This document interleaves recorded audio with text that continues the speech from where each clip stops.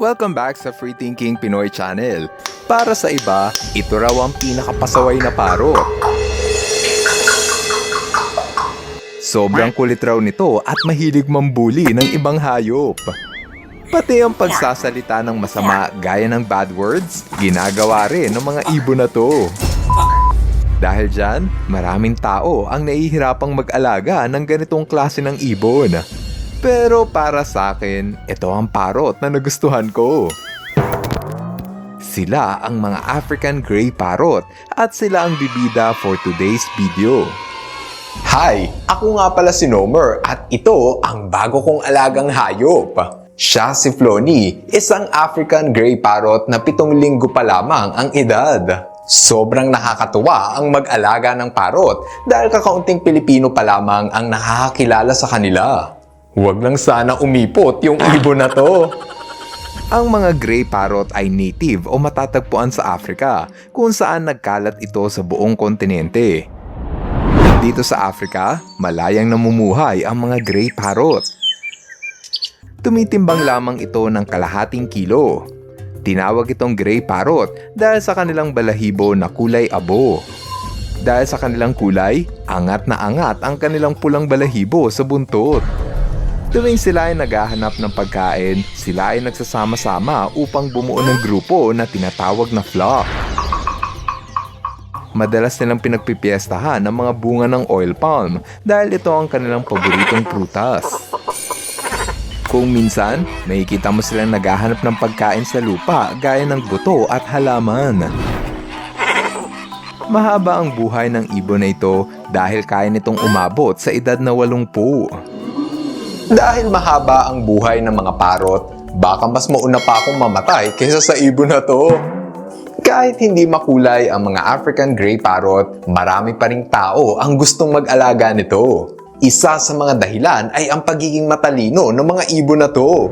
Ayon sa mga scientist na sumusuri sa Grey Parrot, may talino raw ito na maihahambing sa 4 na taong gulang na bata. Kung ayaw mong maniwala na matalino ang mga parot, pues, dapat mong makilala si Gizmo. Siya ang parot na sumikat dahil sa dami ng salita na kaya niyang sabihin. I'm in love, so I love you. Ayon sa may-ari kay Gizmo, may kakayahan daw itong magsalita ng 300 words.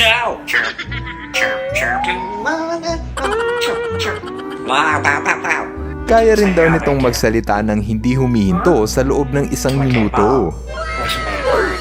Nang dahil sa kanyang talento, si Gizmo ay umani ng 300,000 subscribers sa YouTube at 380,000 followers sa Facebook. Oo nga pala, kung nag-enjoy ka sa ating kwentuhan, don't forget to click the like button. Maraming salamat! Para mas lalo mong maunawaan kung gaano katalino ang mga Grey Parrot, dapat mong makilala si Alex. Ang parrot na si Alex ay ang pinaniniwala ang pinakamatalinong hayop na nabuhay. What? Good birdie. Yummy. I'm sorry. Noong 1976, inalagaan ng animal psychologist na si Irene Pepperberg ang parrot na pinangalanan niyang Alex.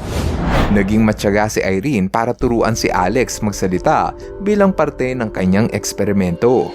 Sa loob ng ilang taon, tinuruan niya si Alex ng iba't ibang tricks. How many? 2. That's right. You're a good Go back. boy. No, Go sweetie. back. No, you can't go back yet. Hey, look, can you tell me? On the tray. How many green block? How many green block? 2. Good parrot. Ang Yes. parrot na si What Alex ay matter? hindi lang basta nagsasalita. Kaya rin niyang sumagot sa mga That's tinatanong right. sa You're a kanya. What color bigger? What color bigger? Green. Green. Oh, you're a good boy. How many blue blocks? 4. 4 is right. Good. Kakaiba ang pinamalas na talento ni Alex dahil pinatunayan nito na hindi lang siya basta nagsasalita, naiintindihan din niya kung ano ang sinasabi ng mga tao. Patunay ito na pwede nating makausap ang mga parot. I know. What matter? What matter, Alex? Good That's boy. right. That's right. Nang dahil sa research ni Irene Pepperberg, napatunayan niya na ang parot na si Alex ay mas matalino pa sa mga primates at dolphin. Sa kasamaang palad, namatay si Alex the Parrot noong September 2007 sa edad na 31. Malaki ang panghihinayang ng buong science community dahil marami pa sana tayong pwedeng matutunan sa psychology ni Alex the Parrot kung siya ay nabubuhay lamang. Sigurado ako na nasa langit na si Alex at patuloy siyang nagpapasaya sa mga anghel dahil sa talento niya sa pagsasalita. Sa kaso ng parot ko na si Flonnie, kailangan ko pang maghintay ng 1 taon bago to matutong magsalita. Maliban sa pagsasalita, meron pang isang talento ang mga African Grey Parrot na tsak na kaaaliwan mo. Yan ay ang paglipad. Sobrang sarap panuuri ng mga Grey Parrot habang lumilipad dahil alam mong masaya ang ibon sa tuwing ginagawa nila ito. Dito sa Pilipinas, maraming parrot owner ang nakahanap ng kaligayahan sa pagpapalipad ng ibon. Ang tawag rito ay free flight. Ang mga parrot na sinasabak sa free flight ay sadyang hinasa upang utusang lumipad at bumalik sa kanilang amo. Masaya itong activity, lalo na't nakikita mo ang iyong parrot na malayang lumilipad. Kapag sawa ng lumipad ang parrot, kusa itong babalik sa kanyang amo. Nakakalungkot nga lang isipin na dahil sa dami ng tao na gustong mag-alaga ng Grey Parrot, naaapektuhan na nito ang populasyon ng mga wild parrot. May mga hunter kasi na tahasang hinuhuli sa gubat ang mga wild parrot upang ibenta at pagkakitaan. Ang mga parrot na nahuli ng mga hunter ay isa-isang ibinibenta sa karatig na bansa upang suplayan ng mga tao na gusto ring mag-alaga ng Grey Parrot. Masama ito para sa pamilya ng mga Grey Parrot dahil unti-unting nauubos ang kanilang populasyon bunga ng walang habas na panguhuli sa kanila. Ayon sa IUCN o ang International Union for Conservation of Nature, ang mga Grey Parrot ay endangered species o yung hayop na malapit ng maubos. Marami nag-aalaga ng Grey Parrot sa iba't ibang sulok ng mundo, ngunit kakaunti na lang ang mga wild na Grey Parrot sa gubat.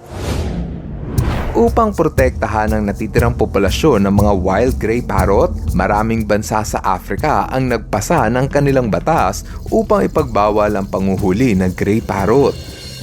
Simula noong 2016, iligal na ang panguhuli at pag-e-export ng mga wild parrot sa Africa.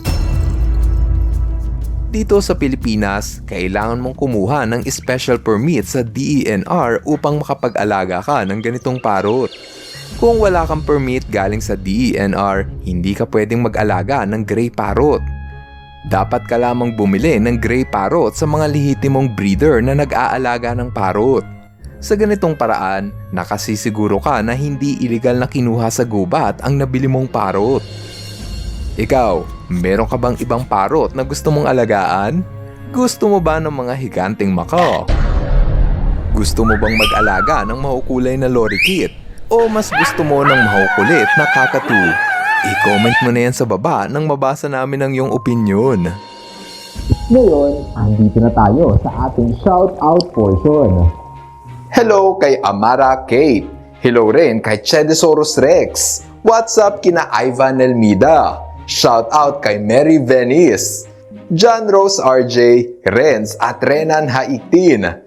Maripril, Zamira, Zian at Gavin Vibal, Marcus, Markin at Markel Alvarez at kay Zil, Gian at Maru. Maraming salamat sa inyong panunood. Now see you guys on my next video. FTP viewers, thank you so much sa panonood mo na aking video. Kung nagustuhan mo ang video na ito, subscribe na sa FTP channel. Don't forget to hit the bell button para updated ka sa mga bagong videos. Paalam!